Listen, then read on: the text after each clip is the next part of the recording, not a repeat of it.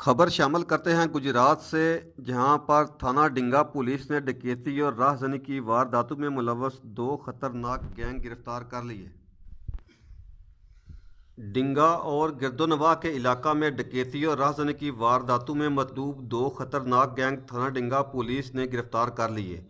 3 रुकनी पेजा gang और 2 रुकनी Numan gang गुज़श्ता चंद माह में थाना डिंगा के इलाका में मुतहरक थे, जो स्ट्रीट क्राइम और डकैती की वारदातें किया करते थे।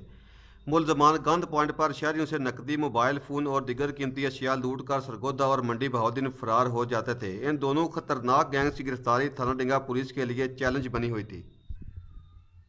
पुलिस ने मेहनत करके दोनों गैंग्स को ट्रेस करके पेजा गैंग के 3 जबकि नुमान गैंग के 2 कारिंदे गिरफ्तार कर लिए, जिनके कब्जा से मजमूई तौर पर 7,70,000 रुपये का माल मसरूका और वारदातों में इस्तेमाल होने वाला असला 3 अदद पिस्टल 30 बोर बरामद हुए।